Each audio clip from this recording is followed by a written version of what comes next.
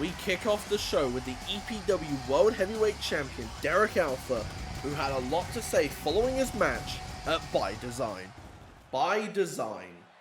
A lot of crazy things went down, and that has made the road to We Are EPW very exciting for everyone watching and everyone in the back. Bullet Holland and Empire found another way to prove that just when you thought they couldn't be scummier, they get worse.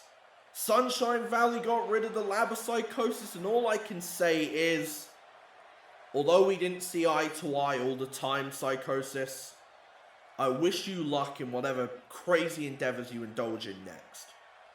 And as for me, well, I beat Bruno Burgos and Leonio Cisco, and just when I expected the thorn in my side Oscar Harrison to turn up, he ain't turn up. What's wrong, man? Is the tough guy facade wearing off? Have you realized that without cheap shots, you won't stand a chance against me?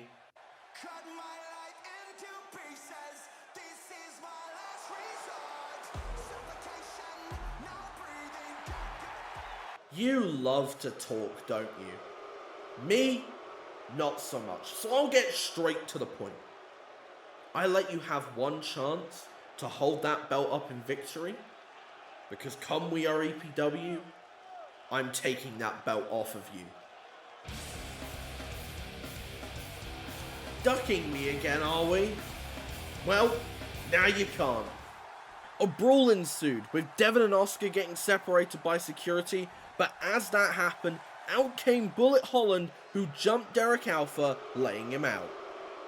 Kicking off the schedule action, Empire looked to make a statement against the Academy of Excellence. This was a hard-hitting affair, with Tyson Jackson, Gene Jackson going to war with heavy strikes and slams, and Rohan and Randall fought with a more agile style. Both teams came close to winning, but in the end, Randall and Tyson hit a doomsday device to walk away with the win. Bullet, earlier we saw you take out Derek Alpha. Do you mind telling us what that was all about? You don't ask him the questions, you ask me the questions. What was that about? Are you dumb?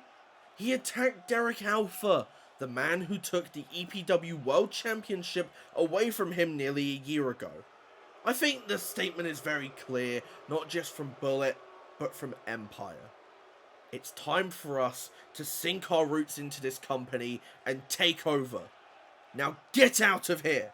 After that, Sofia Getsis and Tamara Ivanenko looked to settle some animosity from their encounter in the Battle Royal. Early on, it was clear that Sofia had a game plan, which was to sucker Tamara into making mistakes, but this was quickly shut off when Tamara fired up and used her strength to take the fight to Sofia. This continued until Sofia was able to get a crucial counter, hit her finisher, and walk away with the win. We'll see you at We Are EPW. That we will. Oh man, am I in an euphoric mood since winning at By Design and eradicating the Mad Doctor and his monsters. But the Valley must look ahead to our opportunities, and one is on the horizon. You see, Timo Schreiber doesn't want to wait, and with the world title in disarray, I assured him that the best path would be to challenge Mr. Newman for his European Championship. Arlo, we will give you 3 episodes to get ready, because after that, Timo will be taking that championship.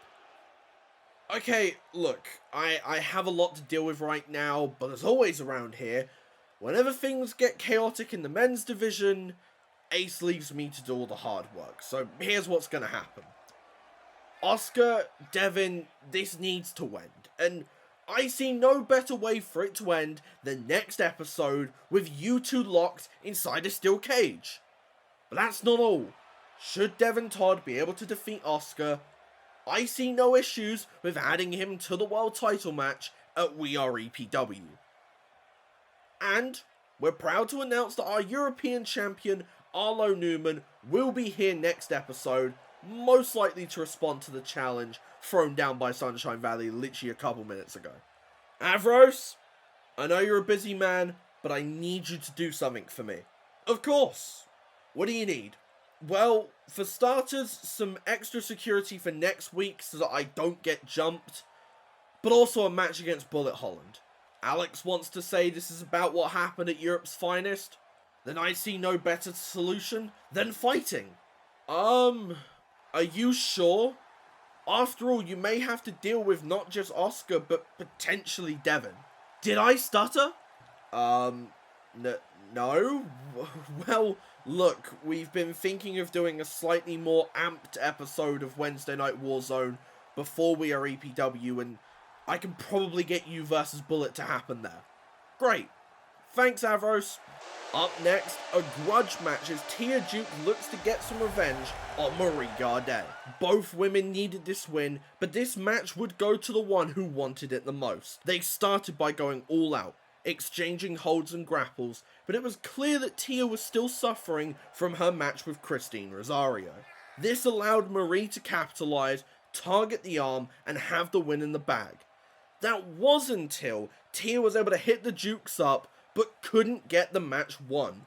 She went for the done and dusted, but Marie dodged, hit the grand finale, and picked up the win.